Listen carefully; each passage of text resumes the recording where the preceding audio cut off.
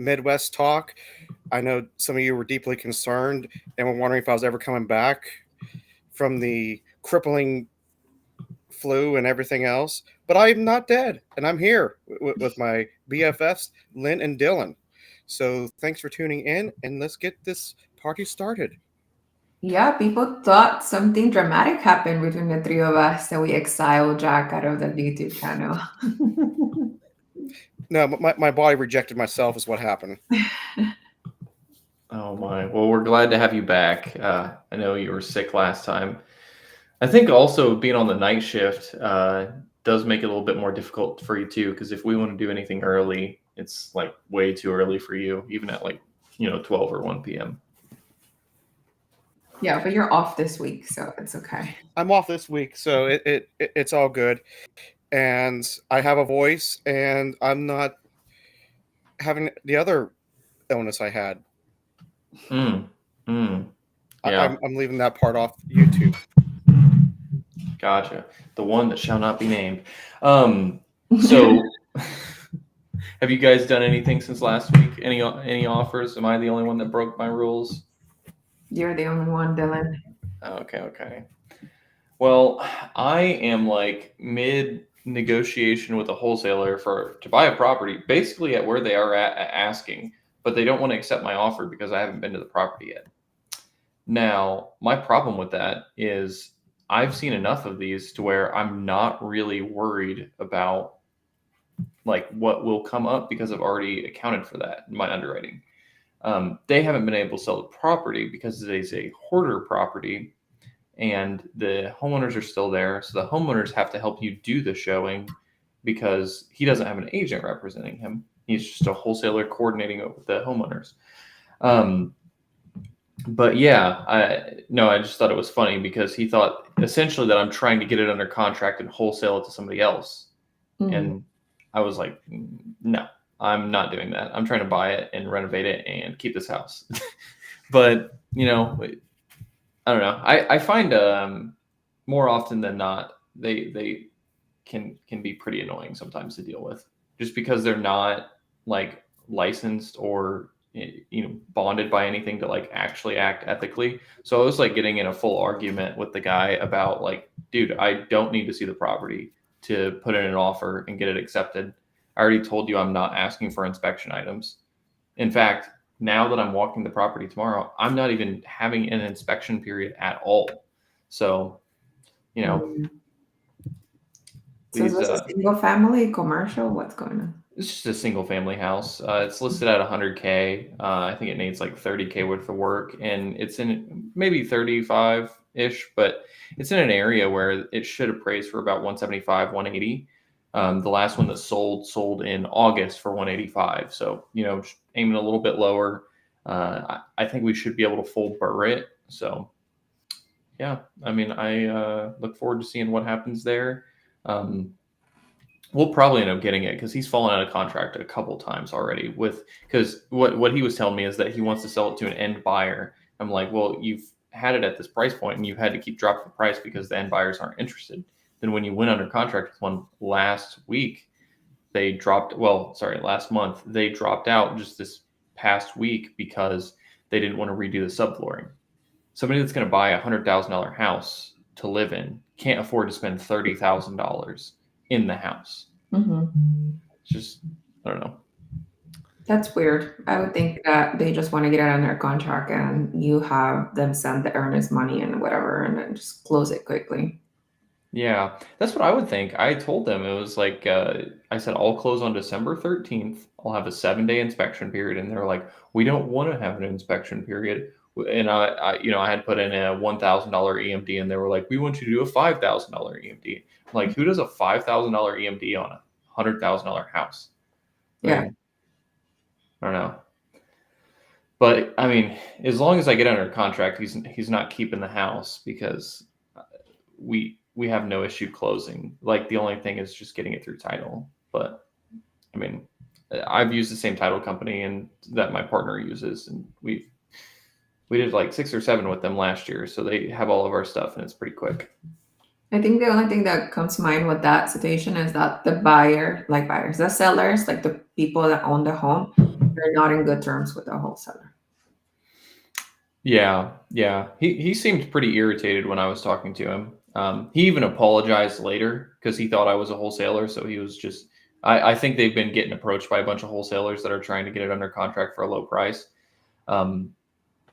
Just like, dude, I do these all the time. I did 5 this summer. Like, I'm just trying to do another deal, add another one to the portfolio, and just keep it going. Of course, that wasn't for my portfolio, but GC'd like 5 projects over the summer, just helping my partner get all of his houses online. And then we were looking to add this one because we can just use our credit line to do it. And if we burr it, then we essentially add a unit for free to our portfolio that we didn't have We before. give you like full privileges to go and make offers with the credit line, or Yeah. I mean, he's going to see the house with me, but I can either of us. I don't know how other people structure in partnerships, but if he sees something really interesting, he can just write an offer and sign it himself and send it. I had both of us sign this offer, but generally only one of us has to sign on behalf of the partnership because we both have autonomy with the money and everything like that in the partnership.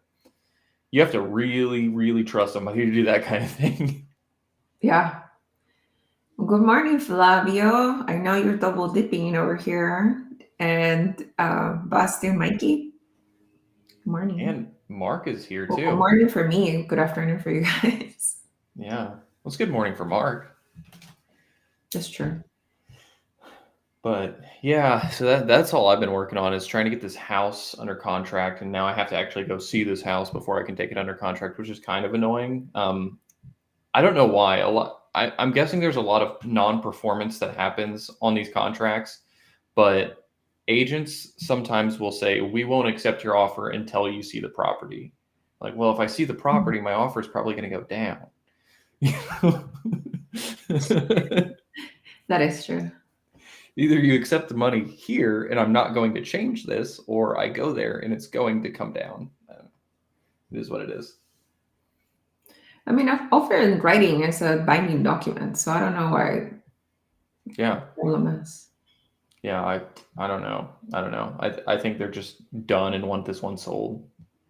We got an international viewer, Jacek. He's in Spain, tuning in. What's up, man? But it's really nice over there right now. It's he's from about the same latitude as us. So yeah, I woke up today. It said 28 degrees with it feeling like 6 outside. It's 65 here. How's it for you, Jack? It's cold, it's damp, it's rainy. I was trying to split wood earlier, and it rained on me. I got soaked, so I came back in. I was like, yeah, that'll be my luck. I'll go out, split wood, and get sick right before the podcast and have to cancel again. It's 65 here. I have a sweater on and the heater is on, so we don't tolerate. Oh, I think it's 40. Yeah. Wow. So I'm the only one dealing with the cold over here. Sounds like Mark is at a Costco in Hawaii. Oh, again? Jesus. Yeah. He loves that. Costco alive. Mark, you should do an episode live from Costco. Yeah. You could do it from the cafeteria, testing all the foods. He should post out all his receipts to see how much money he spent in Costco this month. Hey, I'm actually going there later. I got my Costco cashback check, the 2% that they send you. It's like $70, so I'm gonna go use that to buy some steaks. It'd be pretty nice. Flavio, steaks, and then you come back with a full car worth of stuff. My fiance does that all the time. She's like, we need 2 things, and it'll be like $350 to $400 later. Yeah, I know what happens. Flavio wants to know how your ADU's going, though. That's great. I did have my friend moved in September, mid-September, so still going strong. She's in grad school right now, so she is most likely going to stay here in California until August. But I don't know if she's going to, because she's a traveler, so she changes locations. So I think her contract is done January 3rd or something like that. But I don't know if she's going to extend. So we'll see.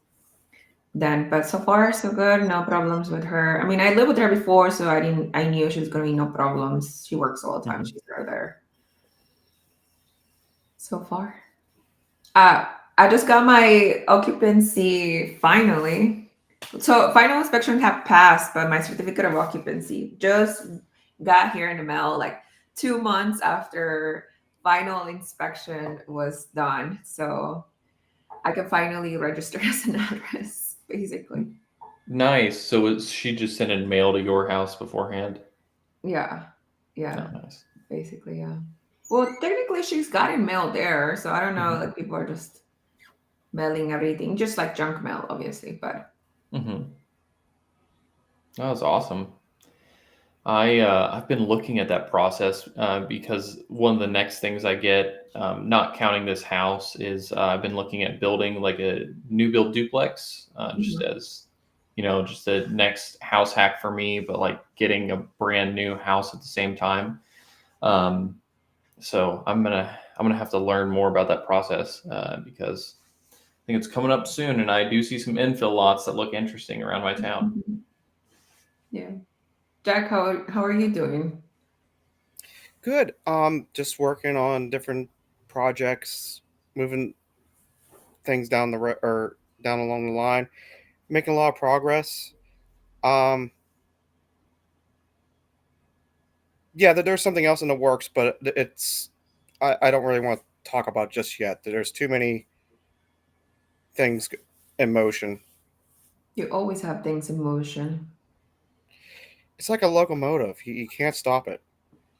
Yeah. Well, you'll have to give us an update when you got more, I can tell you guys more off investments. camera. Okay, You okay. already know a little bit about it, Dylan. I was talking to you already about it. Yeah, yeah, yeah. I'm looking at doing something kind of similar. I guess it's really Lynn, you're the only one left out of the conversation right now. But yeah, I'll talk to you about that off camera. What I'm working on, both of you. Should be fun. Yeah. But what is your guys' plans for 26? I already know how Jack feels about what do you even call that? New Year's resolutions. Yes. I'm gonna go and conquer the world Yeah. by the end of January. If I hit in February, the whole year's lost. Complete failure. I love resolutions, honestly. I like putting down action plans that Mm-hmm. are very specific with timelines. Mm. So I guess like that's what normally you do as a business. Like Yeah. you're basically a quarterly hit goals, but I guess I don't see myself as a business yet.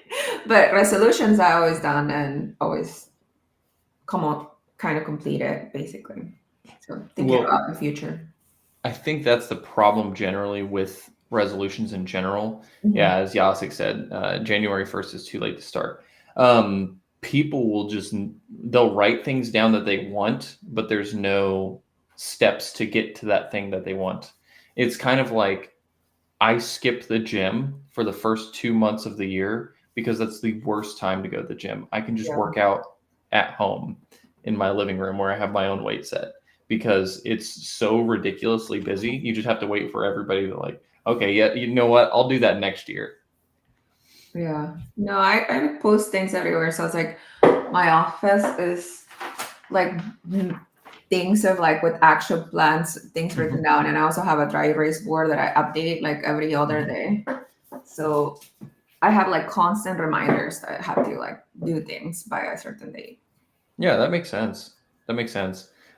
Just I think I'm, Jack, you can speak for yourself. Actually, you're here.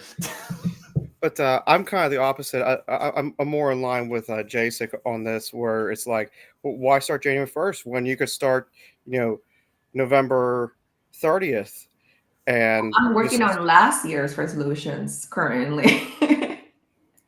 But I don't like doing resolutions because I feel like too many people get wrapped up into it without like a plan of attack, and Mhm. then they end up failing and getting depressed, and they don't see the progress that they want, and it leads into the complete opposite of what they're trying to do.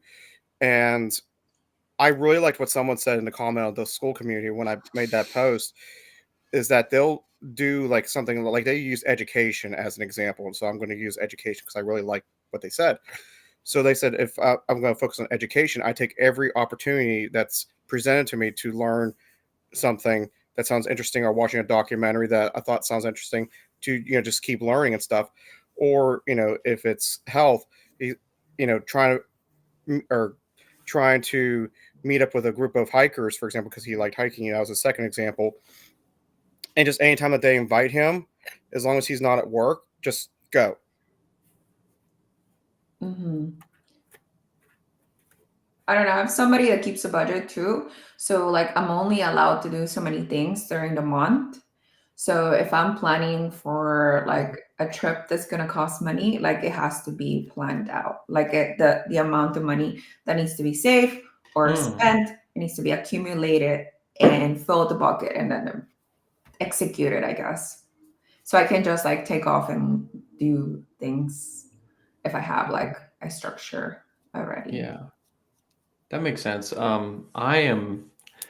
I'm not that structured with it. So like I'll just try to save as much as possible. And then when something comes up, I just do what I want. Like today I bought something, but I'm selling something at the same time that's going to net out the cost of getting this new thing. It's for when I'm touring these houses on the east side of Indianapolis. Um, but Okay. I was swapped out for a smaller one to do these tours because I didn't like carrying what I had on me. But yeah, I just kind of do whatever. Like if I go on a vacation, it's just usually I've had the savings accumulating for a while, and then if there's a hit, I just start going forward. But I know my fiance is like you are, where you want to have a budget. Like she'll start prepping for Christmas and birthdays in like January and have like a separate savings Yeah. for each of those things, and like budgets that she wants to fill up to be able Yeah. to spend on vacations and such. Same. I have like 11 different buckets, like emergency fund, special occasions, trips, um, car emergencies, like all of the different things. Yeah. Oh, yeah. Mark's talking about you getting a Costco membership. Well, the thing is, if you want to go to Costco, all you need to do is get a gift card, and then you can go buy stuff at Costco without Also, the membership. everybody has a Costco membership. If I told anybody, I was like, hey, I need something from Costco, they would just get it for me. But I don't really need anything from Costco. Like, Yeah. I can buy toilet papers everywhere else. It's not COVID But what anymore. if you want to buy bananas? So, like what if you Oh, go to wow. Costco? I cannot find bananas anywhere but Costco.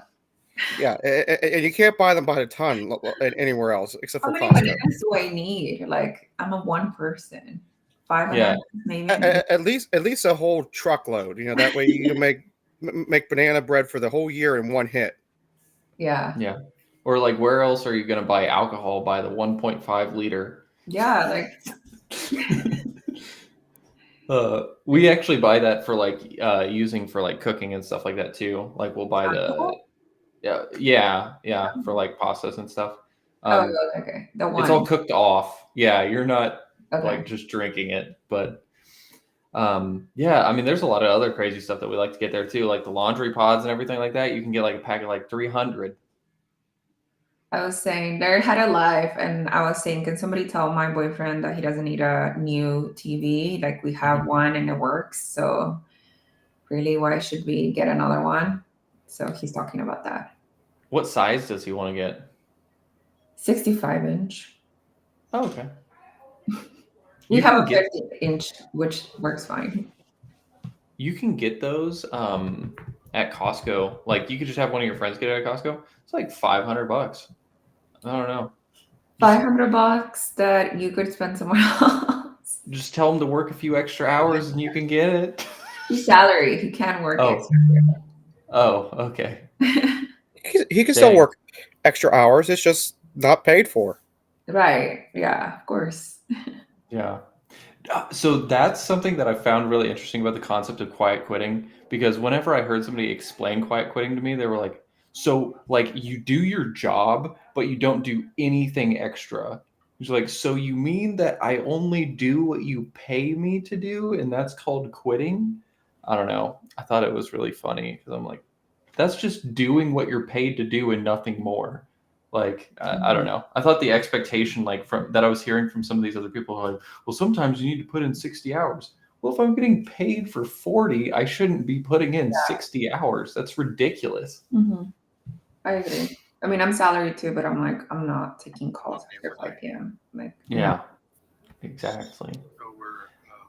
100 is in spatial at special. Oh, so 100-inch special at sale at Costco. Oh, Yeah. that's. I don't even know if we need that. But the 67-inch TV. Hey, I have one of those in my living room. HTV. Oh, so I met Heather. She's in school. She comes from a ladies aura events on Wednesdays. And she's actually investing in Pittsburgh. So she's looking for she's looking for an actual quadplex. I know I think she's come to your accountability calls, Jack, but she is from California. So she moved to Ohio to House Hack. House Hack a triplex. And now is in Pittsburgh, House Hawk, another triplex, and so she's ready to get her first quad. But she was telling me something interesting, saying that basically she wants to invest in Pittsburgh proper, and the majority of you guys want to invest outside of Pittsburgh proper. Yeah. And one of her rationalizations was like, is I want to live, because she's house hacking. I want to live close enough to like everything.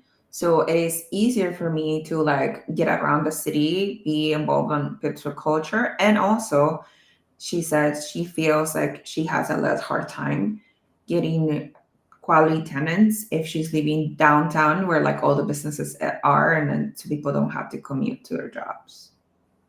Well, pretty much no one lives in downtown. There's no real buildings to rent there. They're all like a lot of skyscrapers and stuff. So I'm not sure if I would try to invest in downtown, but the surrounding areas, like even like North Side, North Shore, let's see, or like even towards like the east west ends, and you can focus on like the Mount Washington areas. All that in the Pittsburgh is good areas to go. And, has good sections. So any of that, a lot of the people in the OREC community that are investing are going out of the city and out of the county for the most part, and they're focusing on places like Butler, Aliquippa, Ambridge. But there, yeah. So I mean, there's nothing wrong with them coming to the city. There's a lot of stuff in downtown. I don't know if it makes sense to invest in downtown because the places that are available are super high priced. So I would focus on the surrounding areas, and I'm not even talking that far. I'm talking like you could walk to some of the areas. But I would focus on like was it? I keep want to say North Shore, and it's not right. No, yeah, no, it is North Shore. North Shore, your west end, your east end, your Mount Washington areas. A few areas I would avoid is like Mount Oliver, which is right on the other side of Mount Washington. I'd stay out of there just because there is some speculation that, it is on the beginning of a boom, but at this point, it's just speculation. Houses don't really do a whole lot over there. Wilkinsburg has a bad reputation. Parts of Homestead have a bad reputation. So, like, some of those areas are good to go in if you have trusted boots on the ground that can tell you where to go and where not to go.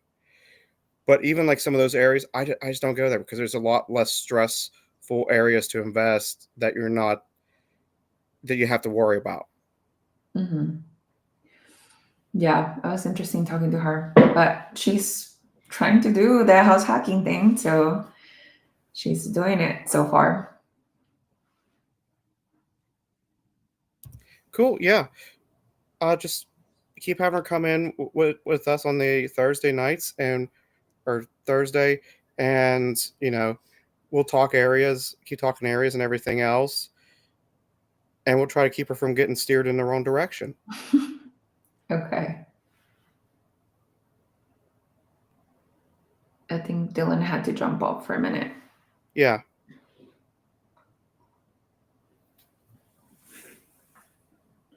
Are you trying to get a new duplex? Or are you? I know you mentioned like you and Cynthia let go one unit that you looked at and it was a great deal, but is that something that you're trying to see during the winter right now? I'll buy any time of year. It doesn't matter. I'm looking at another one potentially right now. Coincidentally, it's only like half a block from the fourplex that I have in Butler. So interesting enough. I actually was in this one a while ago. It when I was right before I bought the fourplex, there was something I didn't like about this one, so I didn't buy it. I went with the fourplex instead. But now it's back on the market, so I might look at it now. Yeah. I think Flavia's saying he's 80, you got flooded, so he has to start all over again. Oh no. How to get flooded? I think he has a basement that he's trying to convert into an ADU. Oh. What? I was wondering if it was flooding, like, from rain, or if it was a hot water tank. I assume because it's in Washington, there's rain. But I'm not 100% sure. Put it in the comments. But I don't know. We don't have basements here, but my ADU, it is below ground level, like maybe 2 foot below ground level. So what I had to do for potential flooding was to add flushing around the ADU. It's like on my videos, but I had to do like, it looks like metal filing around the base of the unit, around the foundation. So they had to dig down and add, a water heater hose. Oh, that's how it flooded. But yeah, from outside rain. Not that it rains a lot here, but that's what I had to do. Yeah, I was watching part of your series about the ADU. It's really cool, especially the finished one. The video, you're all excited and stuff. And if you guys haven't subscribed to Lynn's channel, I mean, come on. It's only the best channel out there on YouTube. No, I like the design part of it for sure. Putting the furniture together, painting colors, and all that tiles, and that's the. I don't consider myself very artistic, but that's the fun part. I made it back, everybody. Yeah. Sorry, somebody calling you early. Huh? Number 2 calling you early. No. I was making a deal. Because I was telling you I bought. What? No. Cancel. I can't show you on camera because my channel will get banned. But I bought something for when I'm touring houses in the not nice areas of town, and it's a smaller version of what I have. And somebody just got here and bought the larger version of the thing I had. So I had to hop off camera for a second so I could answer the door and everything. It's a pizza, right? Yeah, it's a pizza. Yeah. That's what you need, protection. If people come after you, you're offer them a slice of pizza. Yeah, that's what it is. Hey, you need it in some of these. Sometimes people break in houses, and more than anything, it's just like, hey, I have this. Don't do anything crazy. You need to leave. But yeah, I've ran into that a few times where there's squatters in houses. You haven't had to deal with that yet, have you, Lynn? Like going into a house and there's people that are not supposed to be in that house in there with you? No, but I watch enough. I mean, I have gone and seen houses by myself. Oh, okay. But I definitely have been screaming like, "Hello, is anybody there? I'm coming in." Yeah. Jack, have you had with you, Lynn? Do you take a pizza with you whenever you do that? No. What about you, Jack? Do you like some change and just some pepper spray? That's it. Yeah. Have you had Some of any? them are more Oh, I'm sorry. brave, I guess, than other women. Like I don't really think a lot of things are gonna happen to me. Maybe I'm delusional. It just depends, because like some of the places that I'm going, it's not that it's the worst, but the thing that I don't want is like jumping up on something that's even like just a really bad situation to be in. So it's just fastest way possible to just exit that situation. Say, hey, somebody else can check out this house. Yeah. Oh yes, Flavio. I didn't even sign a piece of paper. I got to do that later. Yeah. It was a family member that bought it, so it's super easy. The It's one of my pizza. siblings. Yeah, I just gave them a heck of a deal on it. Let me check for a month. I was busy on it. Oh, what's Flavia talking about with a lot of mold that is? Did you have issues with mold in your ADU? No, he did. So his Oh. ADU is in the basement. He's trying to convert it, right? And it got flooded, and he didn't realize. Oh. Yeah, that can create a lot of issues. There's a type of mold that I ran into recently that I didn't know about, but it's like an orange mold, and it's like really Orange. I don't want to say corrosive to wood, but it'll like eat straight through like any of the like the joists and everything and the floorboards and all that. So you gotta get rid of that stuff quick. But it's orange and puffy. I don't know what it's called, but my contractor was like, "Yeah, we got to get that out of here like now." Yeah, it sounds like it's growing. Yeah, we got rid of it. There was a moisture issue because when I had installed the shower head, no, not shower head, the faucet, I didn't silicone it, and I guess it was just spraying water on the back wall, and then it was just dripping down in the basement. And he was like, "Yep, you were supposed to put silicone there, and you didn't. That's why you hire me and not do it yourself." But yeah, so you guys teeing anything up for purchases? I saw rates are down again. My floating rate credit line that I have is now at 7%, and when we signed, I was at 7.5 earlier in the year. It was probably about summertime, and we're expecting another rate drop this December. next week. Yeah, this next week. I think it's really teeing us up for some good stuff. I saw that the 5-year was less than when I bought my property for. So, well, my apartment building. So if I refinance, I could get a lower rate now. And I think we're just starting to trend in that right direction where a lot of us that have a lot of these higher rate debts are going to be able to refinance, pull money out, keep our payments about the same if we want to do that, or just maximize our cash out, which I'm kind of going in between because like with mine, it's like I could pull out all of the money I put in my apartment building, all of the money I put in the triplex, and my payments, my cash flow would go down by about $300 a month, 400 maybe. So it's really worth it because it's like going from $30,000 a year in cash flow to like 24. Then I have like over 100 to go buy the next deal, which is enough for a down payment on a commercial property. That's what I was contemplating too. One of my properties, I wanted to see how much cash out I can get out, essentially burning it and like being like zero money out of my pocket in there. So, but I was like $30,000 in my pocket minus $300 a month in cash flow. And I was thinking like, would that be okay for me? I guess so. Yeah, I guess what you need to look at it as, and this is how it kind of reframed it for me, because I was talking to Cody Davis about this. What can you go do with that additional $30,000? Because if you're looking at it as like, well, I got $30,000 in my pocket and I'm paying $300 a month, so in 1 year that's $3,600, and I only got $30,000 out of it. The way that he was talking about looking at it was, well, what can you do with that 30? Can you go buy a property that's going to make you an extra $1,000 a month with a $30,000 down payment, or $20,000 down payment, $10,000, and making it look pretty on the inside?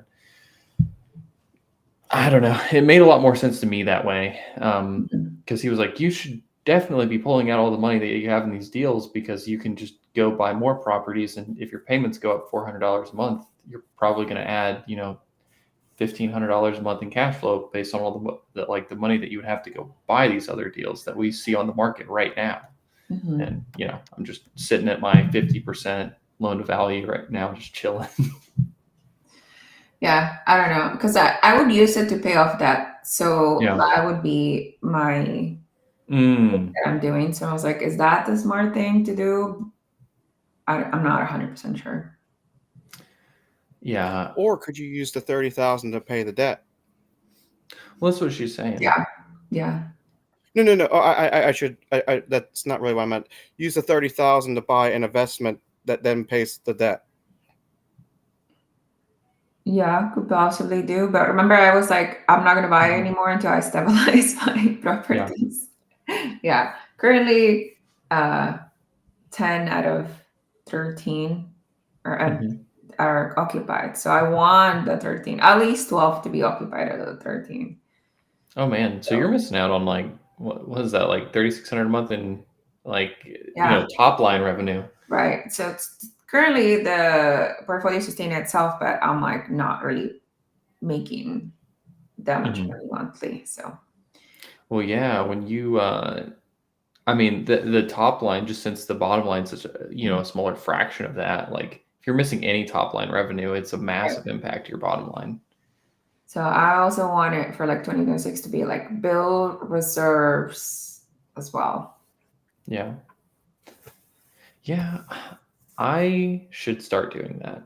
I really should, because I've just been like, oh, I have a credit line. I don't really need reserves. I And they pull have out a credit credit line. line, but I need reserves. I need peace of mind. I think a solid for my portfolio size, at least like 20 or something like that, 30 maybe would be sufficient, because that would pay all of my mortgages, like what I owe from the mortgage, not including my partner's portion, for like the next year, and take care of all of the utilities and everything too. So I think that's sufficient. Like if I can cover everything for a year, 20,000 is more than most of the major expenses that are going to come up on either property, especially my portion of that. Like we could have 3 ACs go out and it's not going to cost me 12,000. It's going to cost me like $3,000 or $4,000, because that's how our split is. Yeah, that should be good, because if you don't have 30, then he has, I mean, hopefully 30, and then it's like 60. But yeah, Yeah. that's something that I want, like $50,000 on reserve. Yeah. Another Now thing that it's I've been, like, Lindsay, it's time to buy 100%. He's trying to derail me. it is the time, it is the time to buy. I mean, I need to stabilize, guys. Like, I still have my last spur. yeah, I do think that's more important, what you got going on. But I don't disagree that now is a time where sellers are actually suffering, and you can offer some stupid prices on things and you'll probably get accepted. Also, I was thinking, like, okay, so I'm the kind of person that always had like retirement accounts, so 401ks. And I, multiple times in my life, have taken out my 401k, one, to pay for school, Hmm. two, to go back to school, and then number three, to buy my primary residence here in Los Angeles. Hmm. And now I'm like, I could technically take out my 401k again and Hmm. pay off my debt. So I'm like, should I do that? Should I not do that? Like, would that give me peace of mind? Or should I just let it like build? Yeah. The cost opportunity on that, like loss versus the peace of mind that I get at night by just not having any, like, other than the mortgages. Like, Yeah. I know a lot of people talk very positively about 401ks and IRAs and retirement accounts and such. I've just never liked having my money behind an age slash paywall, even if there is some sort of disadvantage to doing so or not doing so. So by paying the taxes on the money.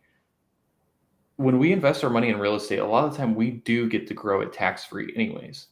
So if I grow my money tax free, I get cash flow tax free.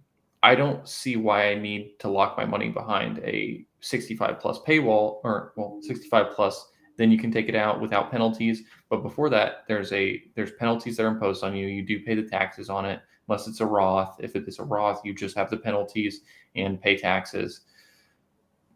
it's just not seemed like the thing that makes the most sense for me. And maybe that's something that you can look at with your portfolio. Of course, do whatever makes sense for you. If you'd rather just refinance and pay it off, that is what makes sense in your case. Because then you have no money in the deal and you just use your own money to pay off debt that you have. Yeah, it's all super subjective, but I don't tend to like retirement accounts at all. Yeah, Which I'm is a W-2, so it Mhm. decreases my taxable income, right? So because real estate doesn't currently, right? Because Mhm. I make more than I can. So that's the only benefit that I got right now. And Yeah. also it's like another savings account, basically, because I can like take a loan against it, which I like never done, but it's Well, there if available. also, if your work gives you a match, Yeah. that's one of the times where I tell people like max out that match because that is a 100% return on your money. If you want to pull that money out in a few years and use it for something else, you're still getting a 100% return on that money putting it in there. So if it's just a temporary savings account for you and you just keep emptying it out periodically, that is what it is. But if they're giving you free money, take that free money because they're not going to give it to you in salary. I'll tell you that. So you just got to take it if you can. Shall see. That would be Yeah. like number 4 time that I taken out my 401k. When I bought the apartments with my partner, I liquidated my Roth IRA. So Mhm. I haven't done it 4 times. That's relatively impressive. I've only done it once, but I would do it again to buy another deal, in my opinion. In my mind, I'm trying to like figure it out. Like, oh well, it's worked out in the past, so just do it now. Hmm. So I don't know. We'll see. Yeah. The only problem is like California taxes, right? Like I'm subjected to like 22% tax rate plus my 8% California tax rate. So that's like 32 plus the 10% penalty. So it's like a 42 effective tax rate. But then I also I'm thinking I'm like, should I do it next year because I will be transitioning into my own company so I can adjust how much money I'm making technically if I payroll myself. So, that would decrease a little bit of what I owe at the end of the year, but we'll see. Yeah. I So don't much think you tax can. planning.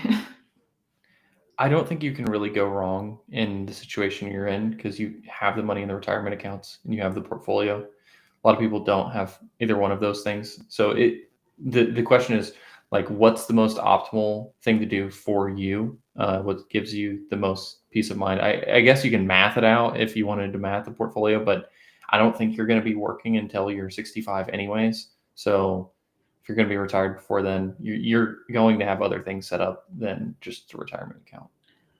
Yeah. I haven't used my 401k other than withdrawn, which is when you incur the penalty, but you can also do a loan up to $50,000. If you have 100, you can go up to $50,000. That's the absolute max of the loan that you can get. And that's easy to do, like funds in like 2 days. Yeah.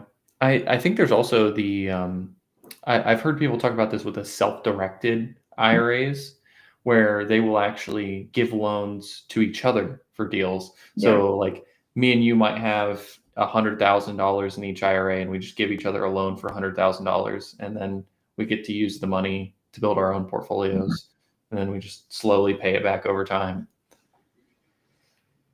Mark says no hat today, Jack. Nope, go with the fluffa frizz poof. I could drop mine, but it doesn't look very good right now. We should do next week all Santa hats. Ooh, that would be good. We could also talk about like actually a lot of diving into a lot more of like what you were talking about with the retirement accounts versus portfolio, like building the portfolio and like what stage is better for a lot of people. How to get, I don't want to do the how to get started videos. I feel like that like there's been so many videos on that. Feel like we all have a video on how to get started. You can just check our channels. But some of the more sophisticated stuff as far as like taxes and where should you put your money, in our own personal opinion, not financial advice. Yeah. This is not financial. Consult your CPA for any things. I have withdrawn my 401k for like 3 times, but I incur like, tax liabilities every single time. But when I'm making less money, when I'm making like minimum wage, that doesn't really make an impact on my tax liability. The more I make, the more it hit me, of course. But every time I've done it, either for school or for a house, it's like been for an investment, either on myself or in real estate. So it's always benefited me. I don't regret it at all. But I do have, when you're starting finance, like learning finances, I do encourage people to look at their retirement accounts, because not only decreases your taxable income, it is like a piggy bank that even if, because you have the age construct, there's like another level of security that you're not just gonna dip into, because there's gonna be consequences. So it like forces you to save, it decreases your taxable income, and then you have that growing out the market returns, whatever you get. Yeah, and So that I employer always match. contributed the whole time I worked. Yeah, I think I would never go bigger than the employer match, but up to whatever they match. I mean, one instant 100% return on your money. Yeah, you can't touch it, but it can grow tax free. You can, if you want to keep the money in there, and maybe you're switching it over to a business owner role or a full-time investor role, sometime in the near future, you can actually wait to convert that money from the Roth or from the IRA or 401k. You can do a conversion. So you just find the years where you expect to not make as much money because you're doing cost segregation studies, or you're investing a lot in your portfolio. And then you can effectively not pay that much taxes, or you can take the losses, paper losses in real estate, offset all of the gains that you have in your stock, so you can convert it over effectively tax-free from a taxable account over to like a Roth IRA, which there's tons of fun strategies. I just, on a relatively simple level, I think it's easier for people to, one, start with that employer match, but then two, get into real estate. Real estate is where you build a lot of money over time, not quickly. And then, just go from there. I think it's the fastest way to get wealthy, though, is just starting buying your first property and snowballing from there. I feel like it takes a lot longer time in stocks, but you can make a lot more with doing less work. Yeah, like if you don't know about real estate and you don't have a business, I do contribute the absolute max I can, so it decreases my taxable income. Yeah, I'd rather have it there than give it to taxes. So yeah, I mean, it makes sense. And then when you have a time when you're not, maybe you switch from the business and you're just the owner of the business and you're a full-time real estate investor. You find a time where it makes sense to use a conversion so you can actually move it into different accounts or something like that. And then it's just absolutely no taxes at all, even when you pull it out. Or you could pull out the income when you're at retirement age and pay no taxes on that too with the Roth. I love the Roth. And in fact, the HSA is effectively like a Roth. I believe there's actually a point where they can convert too. I also max my HSA, guys. Yeah. I'm not completely a hater on retirement accounts. I'll probably have one eventually as just like a backstop to the whole portfolio. Just like if everything disappeared, this is my retirement. Do you guys do anything to tax prepare? Like, are you doing anything differently, like from now November until December, to prepare for like filing taxes next year? I have to go through and do all of my books for my accountant.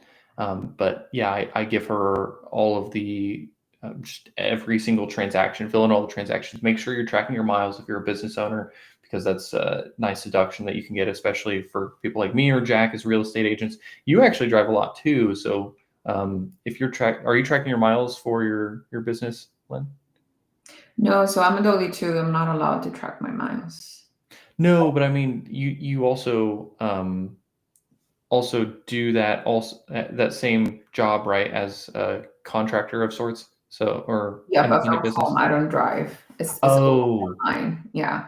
Okay. I do get that nice home office deduction from that.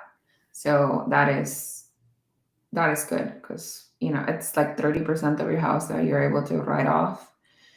30% of the square footage, and then also all the bills, including like phone, internet, power, and so that does count against my active income, even though it's just a side hustle right now, technically. So yeah. That's awesome. Mark brings up a really good point, actually, Jack. He said, I see 2 Bigger Pockets rookies on here. When is it Jack's turn? Yeah. Did You we need send to you the apply. link? I'm pretty sure we sent you the link. Yeah. I don't think I got the link. Nice. Jack, we need to get you on there so we can have three people that have been on the Rookie Podcast on Yeah, here. imagine all the marketing we can do with that. Yeah. As seen on the Real Estate Rookie. Yeah, with their own logo. It'd be like the one scene from Guardians of the Galaxy where they're charging. Was it the second one that they're charging to save people? And they're like, 2-time galaxy savers of the universe. I haven't seen that, but I get the gist. It's in the beginning-ish. I think one of them. Yeah.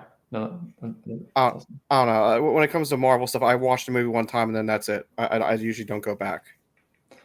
I saw that Flavio also said he wants me to show him how to do index funds. I think I have a video on that. I need to do more videos on that because that's something that I just don't talk about. That I do is just a lot of like the boring accounts. Like I don't have a retirement account, but I do the individual brokerage accounts. Yeah, I mean just buying VOO and the growth funds and stuff like that. Maybe a little QQQ now and again. Yeah, it depends where you invest. What brokerage you use? Fidelity, Vanguard, Charles Schwab. Everybody has like a different ticker, but what I do is S&P 500. So it's depending of where you are is different. SPY or FDIX and then I also do VOO, which is like the tech for sure. And I do the total stock market and Vanguard, so VTSAX as well. Yeah, I think Vanguard actually has so the funds that me and my fiance do are like, what was it? VGT is like, I want to say that's like the growth one. I think it sounds familiar, yeah. And then VOO for just the S&P 500, and then VTSAX for total stock market. Yeah, but the ticker differs in different brokerages. So, well, I mean, there you go. You could technically buy VOO from any brokerage, but it will be more expensive than if you bought it from Vanguard. Yeah. So your expense ratios and stuff like that. Right. Gotcha. Yeah, that's the reason that I don't buy SPY or QQQ because those are relatively expensive when you compare it to some of the other funds that you can get, like your ETF from or like FXAIX, which is Fidelity's variation of the S&P 500. They say it's a no fee fund, but I guarantee they're finding a way to do fees. They don't just process billions of dollars worth of stuff for free. Yeah. What platform do you use? Seems like Lars is saying there are income. Yeah, there's the income limits with the Roth IRA. Like 170,000 per single, and then like 200 and something for married. I think for IRA for that Roth. I think there's also the Roth conversion ladder too that people do from a traditional IRA over to the Roth IRA, or like a mega backdoor Roth IRA. Income limits. Yeah. I use Fidelity and Charles Schwab. I love Fidelity. Schwab has a really good interface though. Because they bought Thinkorswim from TD Ameritrade, and that's a pretty good platform. I mean, not that you like. I don't really need it, but it looks cool. But I'm hitting buy VOO in there. Yeah, I used Charles Schwab from my Roth since the beginning, so I just never moved it. So let's stay there. But I do like Fidelity better because it's easier. The interface significantly easier than any of them. And I don't know if it's easier than Robinhood, but I don't really like Robinhood. Yeah, I will say I was going to mention Robinhood as like one of the simplest platforms I have ever used for it, but I just like Fidel. I don't because you do have SIPC limits with the amount of money that's protected. Generally, I want to pick a higher quality brokerage, which is why not that I'm close to the SIPC limit, so I guess it's not really my problem, but I assume in the future it'll be a problem, and I don't want to have to move my portfolio to a different platform. But yeah, that's why I choose Fidelity or Vanguard or Interactive Brokers as the platform to use, just because even though there is protection to a certain extent, I just assume at some point it's going to be larger than that, and I don't want to have to deal with, oh, if they go under, I'm going to lose my money. Yeah, I see the Lars says that there are lower income limits. Yeah, I just looked it up. It's 150,000 per single and 236 per married. But that's your modified adjusted gross income. So it's not your total gross income that you get on your W-2 stamp or whatever. It's like after all the deductions you're able to take off, regardless of like you contribute to your retirement accounts like 401k or HSA deductions or donations, mortgage interest, property taxes if you own like your own home. And after all of that modified adjusted gross income, you get that number. Then you would be, off qualifiable for Roth IRA. So it's doable even if you make a 200K income. Yeah. No. Oh yeah. I guess you can't write off a lot of real. What are you capped at with real estate? Because I want to say my accountant said something like, if you make over $150,000 a year, you can't deduct anything, and the only things that you can deduct are like up to $25,000 a year and real estate losses.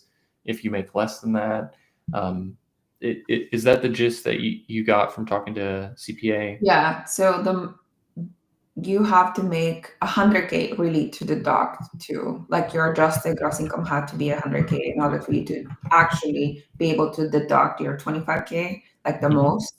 And then it faces off all the way to zero when you hit 150. So like, yeah. Unless you're a real estate professional, then Yeah. goes the Of ceiling. course, yeah. But yeah, I mean, short-term loophole. Yeah, I've had a few people reach out to me that live in California, just like the tech centric areas. Like I had some people that reached out to me that lived in San Jose and San Francisco because they want to buy houses to do an STR for. They're like, oh yeah, we're just going to do an STR for a short period of time, and then we're going to convert it into a long term rental. But I need it to be the STR so I can go get the cost segregation study and use that on my taxes this year. I'm like, oh my gosh, you're buying a whole house with like new house, 30% down, making it a short term rental for like a month or two, just so you can save this money on taxes. That's crazy. Yeah, I see a lot of doctors like they make 500 to 100K like a year, and then they just buy short-term Airbnbs. Like they don't even manage or anything. They don't make any money, but maybe break even. But they're able to save like what they would pay. Like if they make 500, 800, they're paying tax 350K of their salary or whatever they're getting. So with the short terms, they only pay like 100K maybe. Yeah, I don't know. Sometimes I feel like there is an extent to which we jump through loopholes to not pay taxes, where it's like maybe we should just pay the taxes and not have to deal with this. Never. Yeah, we're not ever giving them money. The way I look at it is I compound the money faster than the government does, and one day when they take their portion of the money, it's just going to be a much larger pot. My thing of it is like I don't want to give it to you during the year because I could use it better during the year. I'll give it to you after October of the following year when I have to pay you like the absolute most. Yeah. Yeah. No, I'm the same way. This year, I was actually amazed at how little I paid in taxes. I think it was like $3,500 in total. Yeah, I did spend over 100K renovating the apartment building. Then I spent more on my other one, and we bought the apartment building. But I was astonished because the year before that, I paid substantially more than that. I think I paid about $20,000 in taxes. And she's like, "You actually only owe $3,500." What? Between California and this federal, I'm paying like 40 40-ish thousand in taxes. So that's why I'm saying like I will hold off to my money Yeah. Oh my until I have gosh. to pay. No, that makes sense. I see that Laura said, "Hear me out. It isn't crazy as it seems. Would rather pay that money to the government or put it into assets that can appreciate and will turn into cash flow down the road." No, I get that. Like something that I see though is like people would rather do the 1031 exchange, even if it's disadvantageous to them, because they refuse to pay the taxes when they could just pay the taxes and buy a better asset instead of being forced into a 1031. That's the only thing that I'm saying. Like maybe we should look at the whole spectrum of like, okay, if I do pay these taxes, am I better off just buying a better deal than I'm going to buy? Because as soon as these people find out that I have a 1031 that I have to do, they're not going to budge on terms or anything like that because they know that Yeah. I have to do something. That's the only pushback I have on it. I do not believe in paying as much taxes as we need to. We just pay the right amount of taxes, which is subjective to your situation. I'm surprised that we're gonna see a difference of how we're writing off because of the big beautiful bill this year. Mhm. There's going to be a massive difference. Not only the standard deduction was higher, but you also can write all off so many things like your car interest, Mhm. which is so weird. Our SALT tax cap rate, so like the property tax that I was allowed to write, for example, no more than $10,000.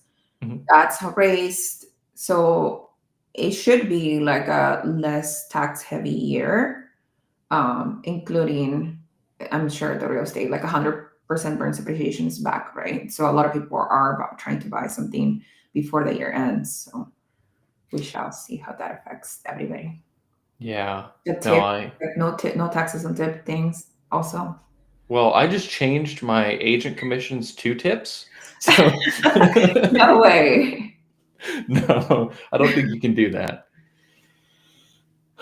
But it is an idea. And I guarantee my accountant will tell me absolutely not because she likes to do everything by the book. I tell her there's a little bit of a gray area, and she said there's no gray area. It's we're doing it the right way, or you're finding another accountant. I'm like, there's a gray area. There was an Instagram video I had to comment on because they said basically there's no tax savings if you buy a primary residence. Like your mortgage interest and your property taxes is lower than the standard deduction. So if you're buying your house to save money in taxes, you shouldn't. And I'm like, what?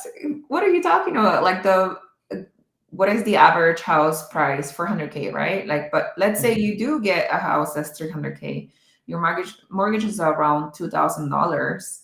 Mhm. At least for the first 5 years, you get to write off your amortized interest rate, which is like heavy interest rate in the beginning of the years, plus your property tax, right?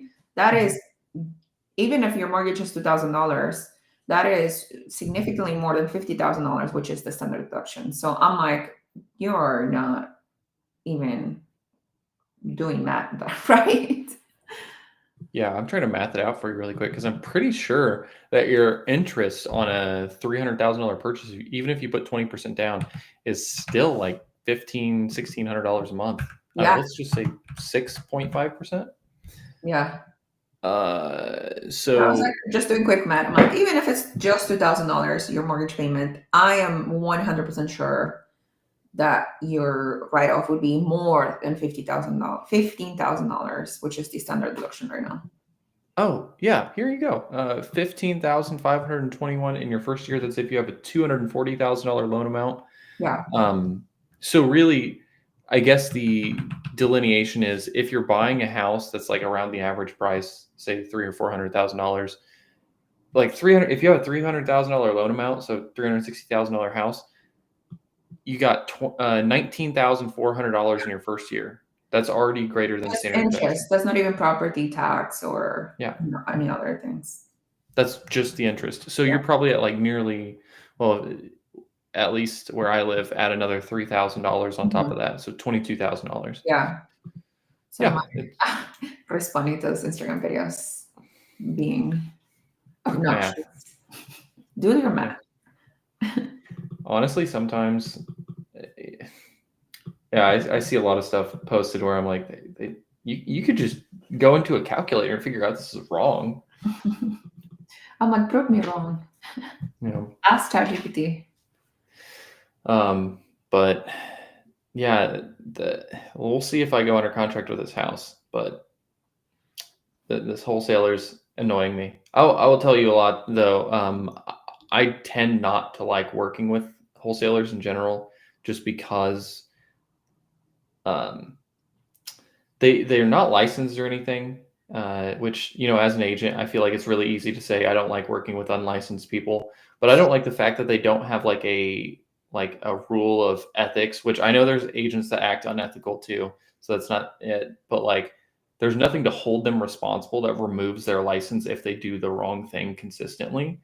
So a lot of these people are just terrible to deal with, in my opinion, or like they will omit the truth, lie, because there's no problem to them. Like as long as they get the thing sold, it's sold. You know what I mean?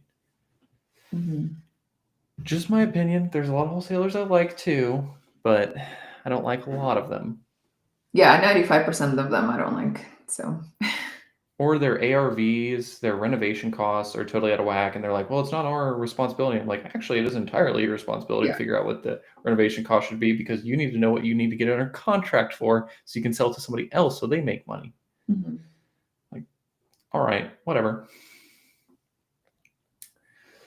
But I don't know. I think this is a pretty good stopping point, if any. And next week we could talk about retirement accounts, taxes, whatever you guys want to talk about. Yeah, tell us on the chat, please. Send us some things. Lars, I know you got some ideas. Send them our way. We'll do some research for you. Oh, he said next property he's looking for is rental in a better area where I feel comfortable to manage it with software, then have a PM. Someone can tell me. Oh, yeah, that's a good idea. I'm for that. Mhm. My math that I did is that a lot of the time you'll make like 30% more money per year if you don't use a PM. Now you're doing all of the work yourself. So Yeah, is it worth it? maybe.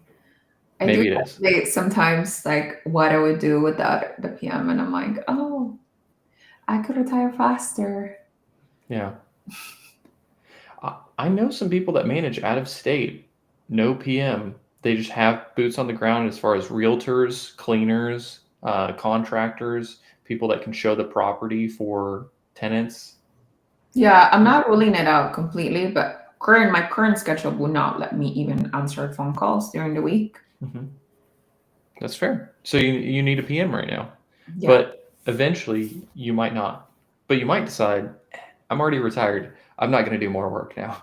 See, I'm not letting my boyfriend get a new 65-inch TV, but I am trying to convince him to buy a Mercedes Benz for like 35,000. I use one, so we can do van life. So we can just drive, because we have cats and dogs, so Yeah. we can just drive up and over there, so we can just have a place to stay in case that we acquire a home that needs to be rehabbed and we don't have utilities, so we have the van to be there and all those things.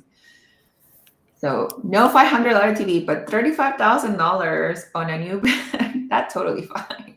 Well, let him know that if you actually use it for business purposes, you can do that. I think it's Section 179. I'm trying so hard. You don't even know. I'm sending him videos every day. Yeah. I'm like, you can quit your job. Oh my gosh. No, that's funny. But yeah, best of luck on that. You'll have to keep us in the loop to see if you go do van life, buy houses in Gary. Mm-hmm. Okay, we'll stop here, but do you comment on our video, and then we'll see each other next week. We'll let you know when. Awesome. I'll see you guys on the next